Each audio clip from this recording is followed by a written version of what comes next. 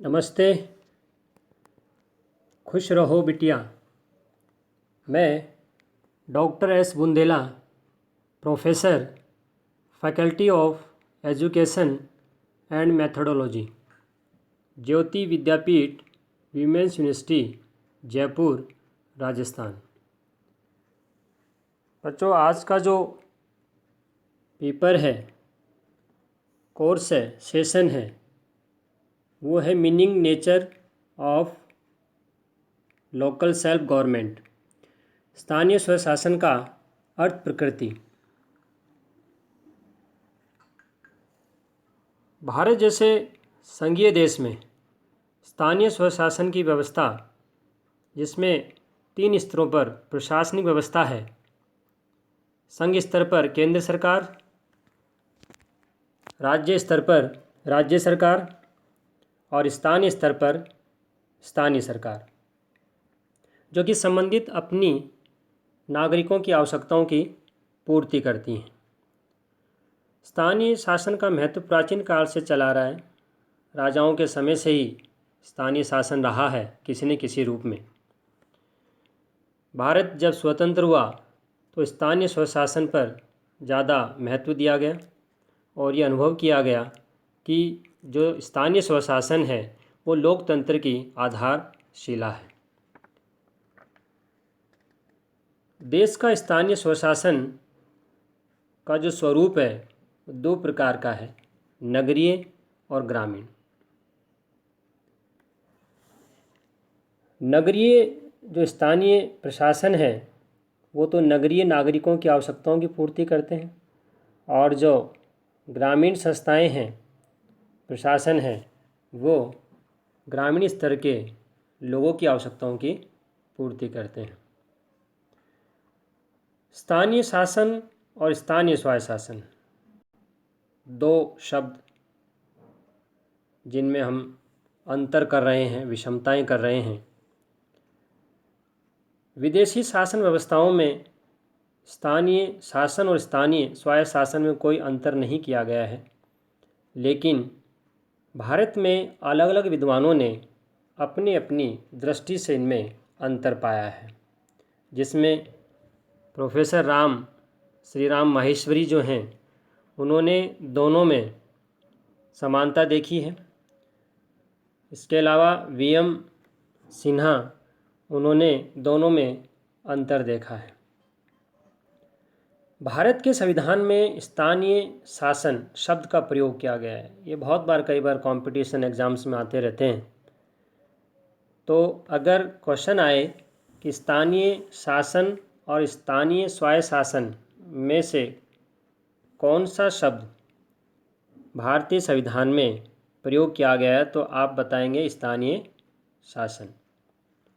दोनों में अंतर अगर अपन करें तो स्थानीय शासन में पहला बिंदु है प्रशासकीय व्यवस्था का भाग है ये,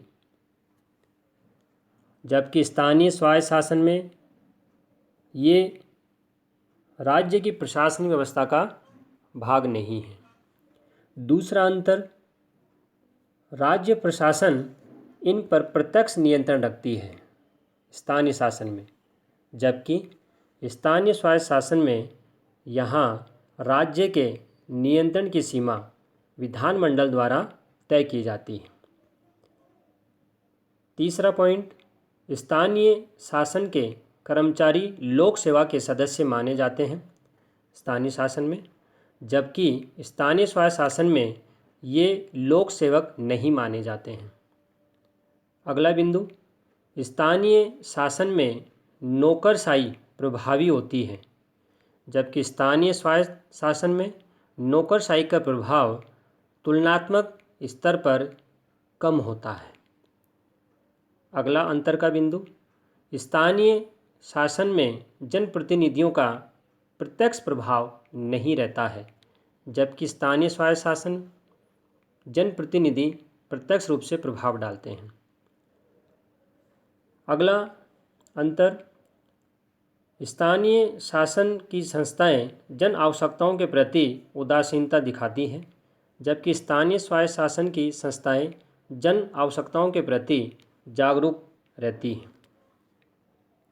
इसके बाद स्थानीय शासन के अर्थ और परिभाषा की बात करेंगे, जिसमें अर्थ में स्थानीय स्तर की वो संस्थाएं हैं ये जो जनता द्वारा चुनी जाती हैं, जिन्हें सरकार के नियंत्रण में रहते हुए नागरिकों के आवश्यकताओं की पूर्ति हेतु अधिकार और दायित्व प्राप्त होते हैं।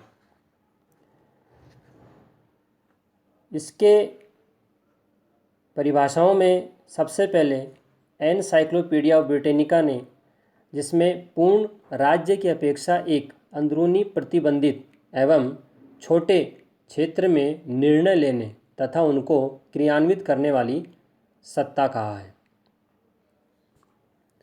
दूसरी परिभाषा एल गोल्डिंग के अनुसार वो कहते हैं कि यह एक बस्ती के लोगों द्वारा अपने मामलों का स्वयं ही प्रबंध है। अब बात करते हैं इसकी प्रकृति की। भारत में स्थानीय शासन जो है उसकी प्रकृति कैसी है, नेचर कैसा है, लक्षण कैसा है, उसकी बात करेंगे।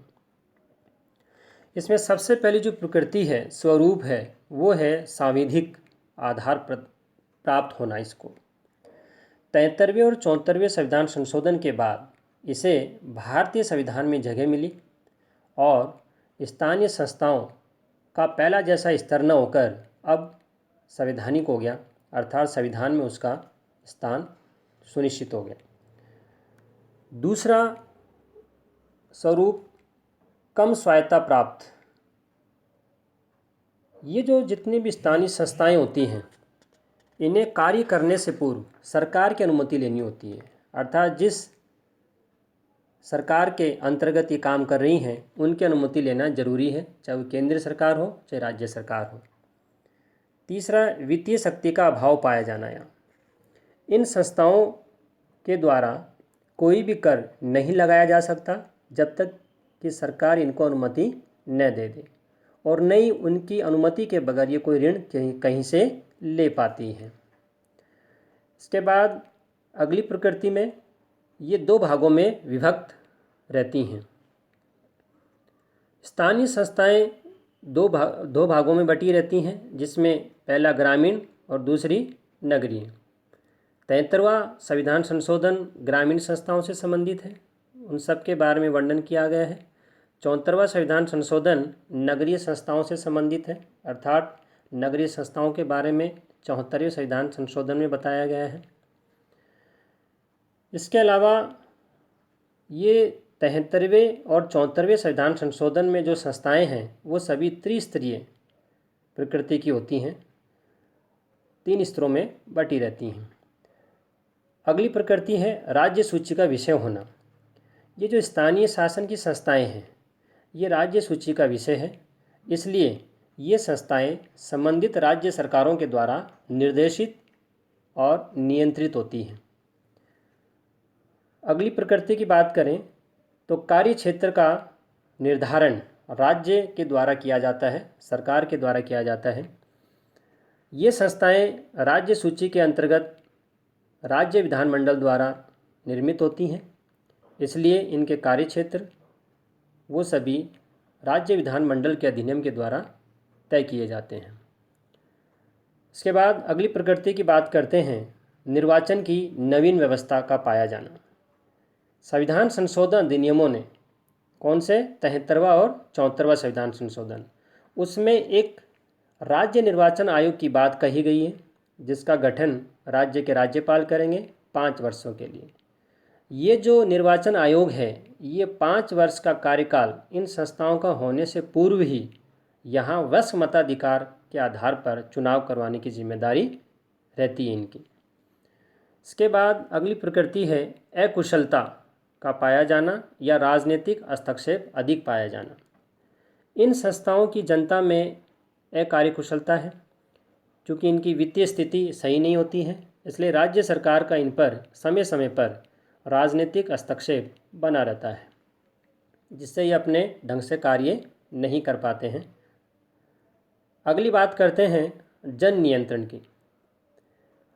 अब ये स्थानीय शासन की संस्थाएं केवल राज्य सरकारों के द्वारा ही नियंत्रित पर्यवेक्षित नहीं होती हैं, बल्कि अब मीडिया, स्वैच्छिक संस्था और जितने भी जागरूक नागरिक हैं उन सभी के द्वारा सूचना के अधिकार के माध्यम से और ग्राम सभाओं के माध्यम से इन पर नियंत्रण रखा जाता है। ये जो सेशन है वो डिजिटल वर्जन 2.0 ज्योति विद्यापीठ महिला विश्वविद्यालय जयपुर द्वारा तैयार किया गया है। मैं यह आशा करता हूँ कि आप मेरे डिजिटल सेशन से खुश हुए होंगे। अगर आपकी कोई क्वेरी है तो कमेंट बॉक्स में ज़रूर लिखें, मैं इसे हल करने की कोशिश करूँगा। धन्यवाद।